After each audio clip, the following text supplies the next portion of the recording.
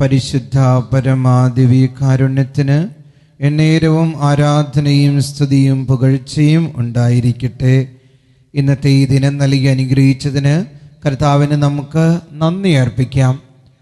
ഈശോയെ, ഇന്നത്തെ ദിനം മുഴുവനും എന്നെയും എൻ്റെ കുടുംബത്തെയും എല്ലാവരെയും കാത്തു പരിപാലിക്കണമെന്ന് നമുക്ക് ഓരോരുത്തർക്കും ദിവ്യകാരുണ്യനാഥനോട് ആവശ്യപ്പെടാം, യാചിക്കാം. ഈശോ നമ്മോട് ഓരോരുത്തരോടും പറയുന്ന, അല്ലെങ്കിൽ ഈശോയുടെ ജീവിതം കൊണ്ട് നമുക്ക് കാണിച്ചു തന്നൊരു കാര്യമുണ്ടല്ലോ, മറ്റുള്ളവരെ സ്നേഹിക്കുക. മറ്റുള്ളവരെ സ്നേഹിക്കുക, അണ്ടർലൈൻ ചെയ്യുക, സ്നേഹിക്കുക. ഒരിക്കലും നമ്മൾ മറ്റുള്ളവർക്കൊരു ഭാരമാകരുത്. വളരെ ക്ലിയർ ആയിട്ട് അച്ഛൻ പറയാണ്, മറ്റുള്ളവർക്ക് നമ്മളൊരു ഭാരമാകരുത്. കുടുംബത്തിൽ ഇപ്പോൾ 5 പേരുണ്ട്. അതായത് കുടുംബത്തിനൊരു നിയമമുണ്ട്. റിട്ടേൺ നിയമങ്ങളൊന്നുമല്ല, സമൂഹം നൽകിയിട്ടുള്ളൊരു നിയമമാണ്. പരസ്പരം നമ്മൾ ഉപദ്രവിക്കരുത്. മനസ്സിലായി? നന്മ ചെയ്തില്ലെങ്കിലും തിന്മയ്ക്ക് തിന്മ കൊടുക്കരുത്. ഒരു ഉപദ്രവവും നമ്മുടെ മാതാപിതാക്കൾക്കോ സഹോദരങ്ങൾക്കോ ജീവിത പങ്കാളിക്കോ ഒന്നും കൊടുക്കരുത്. നമ്മളുടെ സാന്നിധ്യം കൊണ്ട് സന്തോഷമായിരിക്കണം. ഈശോ ഭൂമിയിലായിരുന്ന സമയത്ത് ആ 3 വർഷക്കാലം രോഗികളെ സുഖപ്പെടുത്തി, പിശാചുക്കളെ ബഹിഷ്കരിച്ചു, മരിച്ചവരെ ഉയർത്തെഴുന്നേൽപ്പിച്ചു, കാറ്റിനെയും കടലിനെയൊക്കെ ശാന്തമാക്കി, 5,000 പേർക്കായി വാഴ്ത്തി വിഭജിച്ച് നൽകി, സന്തോഷം കൊടുത്തവനാ. പിന്നെ അവസാനം എന്ത് ചെയ്തു? നമുക്ക് വേണ്ടി കുരിശിൽ മരിച്ച് നമ്മളെ പാപത്തിന്റെ അടിമത്തത്തിൽ നിന്ന് മോചിപ്പിച്ചു. സന്തോഷം കൊടുത്തവനാ, സമാധാനം കൊടുത്തവനാ.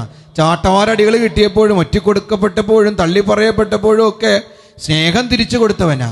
അപ്പം നമ്മൾ നമ്മുടെ കുടുംബത്തിൽ ഒരിക്കലും കരടാവരുത്. ഞാൻ ഓർക്കുകയാണ്, എന്തോരം കുടുംബങ്ങളാ ഈ ഭർത്താവിൻ്റെ കുടി കാരണം ഈ ഭാര്യ മക്കളൊക്കെ കഷ്ടപ്പെടാണ്, അല്ലെങ്കിൽ ഈ മക്കളുടെ അനുസരണക്കേട് മൂലം ആ മാതാപിതാക്കൾ കഷ്ടപ്പെടുകയാണ്.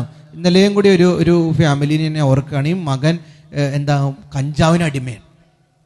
ഒത്തിരി റീഹാബിലിറ്റേഷൻ സെൻ്ററിലൊക്കെ കൊണ്ടുപോയി അവന് ഇടുന്നുണ്ട്. കൃപയില്ല, കംപ്ലീറ്റ് ആത്മാവിൽ നിന്ന് കൃപ പോയി.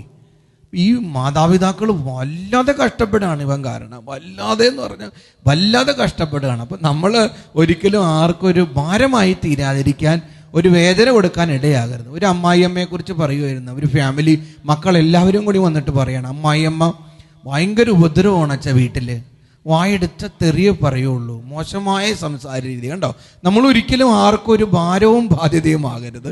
ഈശോയെ പോലെ സ്നേഹം കൊടുക്കുന്നവരായിട്ട് മാറാനായിട്ട് നമുക്ക് എല്ലാവർക്കും സാധിക്കട്ടെ. ഇന്ന് മെസ്സേജ് ബോക്സിൽ ടൈപ്പ് ചെയ്യണം, ഈശോയെ എൻ്റെ സഹോദരങ്ങൾക്ക് സന്തോഷം പകരുന്ന വ്യക്തിയായി മാറാനുള്ള കൃപ നൽകണമേ എന്ന്. ദിവ്യകാരുണ്യനാഥൻ നമ്മെ അനുഗ്രഹിക്കട്ടെ.